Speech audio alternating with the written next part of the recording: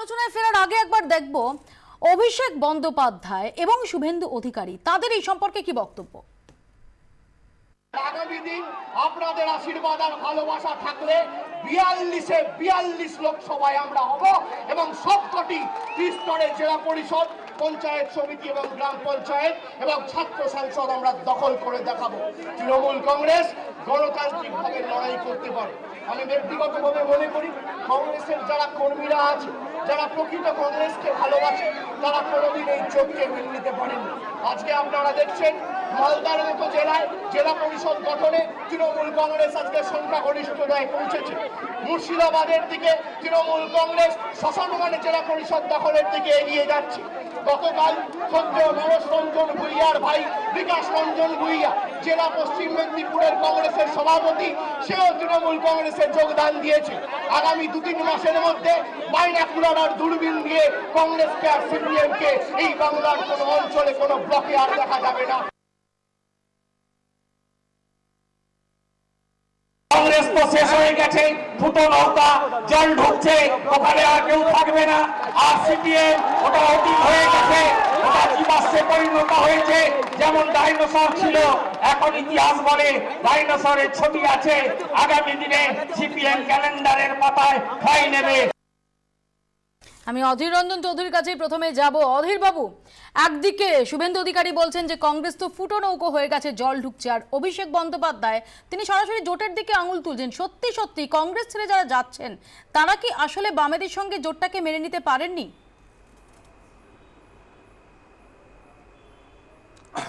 দেখুন, বামেদের সঙ্গে যদি জোট না মানতে তাহলে 3 মাস আগে ভোটটা হলো কি করে? এখানে একটা দখলের রাজনীতি চলছে এবং সেই দখলের রাজনীতিতে মূলত 3টে অস্ত্র ব্যবহার করা হচ্ছে। একটা ভীতি প্রদর্শন, 2 নম্বর কথা প্রলোভন, 3 নম্বর কংগ্রেসের বহু ক্যান্ডিডেট ছিল যারা ধান্দাবাজ, যাদেরকে আমরা শনাক্ত করতে পারিনি। সেই ধান্দাবাজেরা ধান্দার জন্য তৃণমূলের ফেলা যে প্রলোভনের যে টোপ, সেই টোপে পা দিচ্ছে নাকি আঙুল এবং ফলটা এগুলো যদি অধীর কোনো বাবু? কাজ না করে তখন হচ্ছে অপহরণ। বাংলার একটু শেষ করতে দিন। যদি কোথাও কাজ না হয় সেখানে শেষ অস্ত্র হিসাবে তৃণমূল ব্যবহার করছে অপহরণ। বাংলার পলিটিক্সে বিরোধী দলের নির্বাচিত মেম্বারদের কিডন্যাপিং করে নেওয়া একটা নতুন সিন্ড্রোম, একটা নতুন একটা সূচনা এরা করেছে, যেখানে গত কয়েক মাসে মুর্শিদাবাদ জেলায় 3টে অপহরণ হয়েছে পুলিশের সঙ্গে সরাসরি যোগ সাজসে। এবং সর্বশেষ যে অপহরণ হয়েছে সেটা একটা মহিলা, সেটা একটা তফসিলি জাতির মহিলা, নাম তার টুম্পা মার্জিত। তাদের দরিদ্র সীমার নিচে বসবাসকারী পরিবারের একজন গৃহবধূ, তাকে পর্যন্ত অপহরণ করে নেওয়া হয়েছে। পুলিশের তৃণমূল মিলেমিশে একাকার হয়ে লক্ষ্য দখল করা।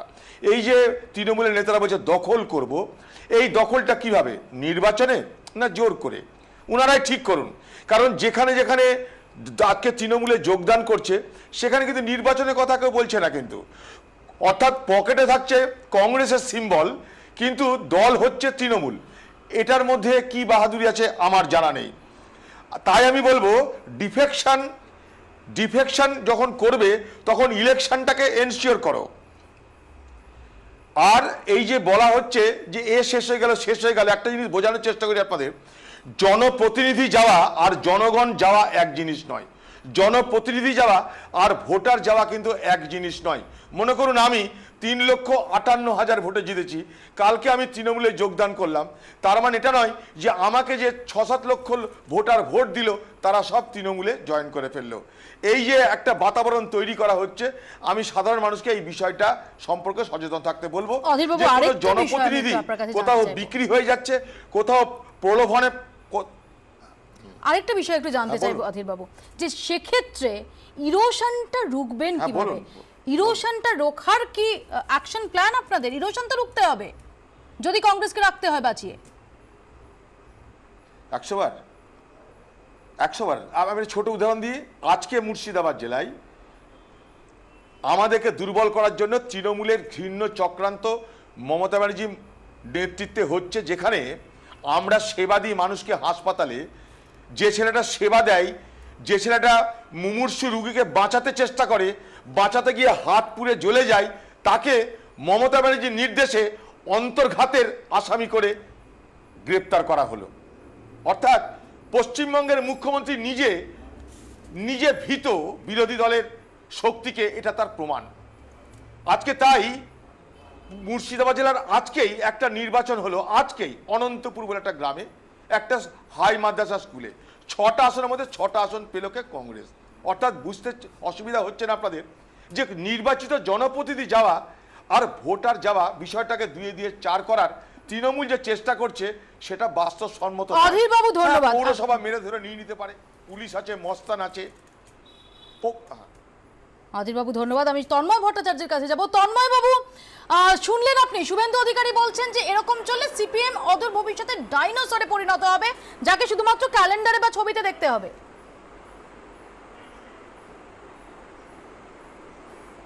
শুভেন্দু অধিকারী একই সঙ্গে বললেন, একজন মন্ত্রী হয়েও বললেন যে দখল করবেন।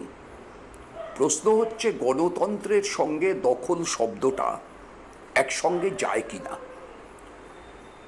এই যে অধীরদা একটু আগে বলছিলেন, বা আজকে সাংবাদিক মহলে সর্বত্র আলোচিত হচ্ছে যে টাকা উড়ে বেড়াচ্ছে। এখন এটা কি খুব অলীক? ধরুন আমার এবং আমাদের সকল ধন্দকে কাটিয়ে দিলেন কে? কাটিয়ে দিলেন খোদ মুখ্যমন্ত্রী নিজে। কয়েকদিন আগে বর্ষণসিক্ত কলকাতার একটি সভাগারে তিনি একটা সভা ডেকেছিলেন নির্বাচিত জনপ্রতিনিধিদের তার দলের। সেই সভায় তিনি যে বক্তৃতা করেছিলেন আপনাদের কাছে রেকর্ড থাকা উচিত। যদি কোট করি তাহলে বলতে হবে যে মিনিমাম করলে তিনি কিছু বলেন না, ম্যাক্সিমাম হলে তিনি সহ্য করবেন না। বাড়িতে ফ্রিজ, টিভি ইত্যাদি চলবে, কিন্তু দামি কোম্পানির বড় গাড়ি চলবে না। ছোট চলতে পারে, সেটাতে আপত্তি নেই। আচ্ছা, আজ আপনার পর্যন্ত পারমিশন এই নিয়ে দেশে তন্ময় বাবু আপনাকে কোন নেতা, কোন একটু আমি মুখ্যমন্ত্রী- সঙ্গে রেখে তন্ময় বাবু আপনার পারমিশন নিয়ে প্লিজ এক সেকেন্ড বাক্যটা শেষ করি। বলুন। 1 সেকেন্ড বাক্যটা শেষ করি।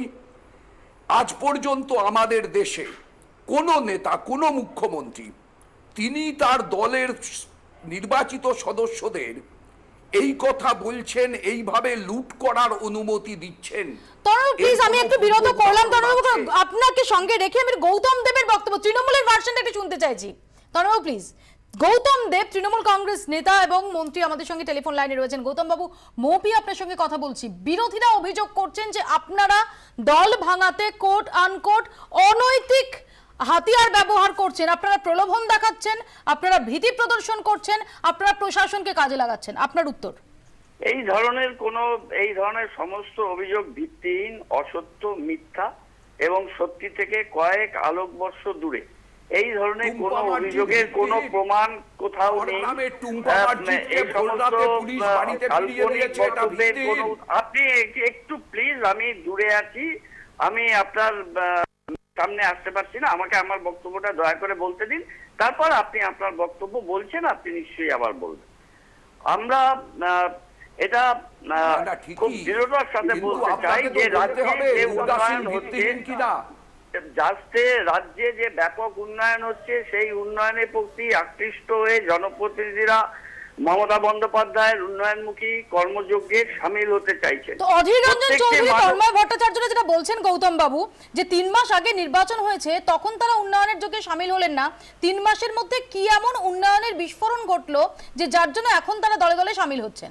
না, এটা শুধু 3 মাসের নয়। আপনি যদি ইতিহাসটা পর্যালোচনা করেন, 2011 সালের মমতা বন্দ্যোপাধ্যায়ের নেতৃত্বাধীন নতুন সরকার প্রতিষ্ঠিত হবার পরই যে সমস্ত বিবেকবান, উন্নয়নমুখী, উন্নয়নের কর্মযজ্ঞে সামিল হতে চান বিভিন্ন জনপ্রতিনিধি, কিছু বিবেকবান মানুষ, তারা তৃণমূল কংগ্রেসে সামিল হচ্ছেন।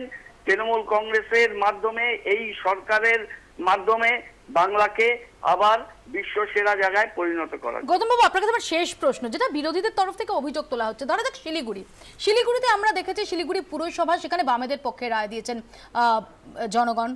বিধানসভা ইলেকশন, সেখানে বামেদের পক্ষে রায় দিয়েছেন। মহকুমা পরিষদ, সেখানে বামেদের পক্ষে রায় দিয়েছেন। সেই জায়গায় দাঁড়িয়ে আপনারা যদি শিলিগুড়ি পুরসভা দখল করতে যান, বিরোধীরা প্রশ্ন তুলছেন যে সেটা কি নৈতিক হবে?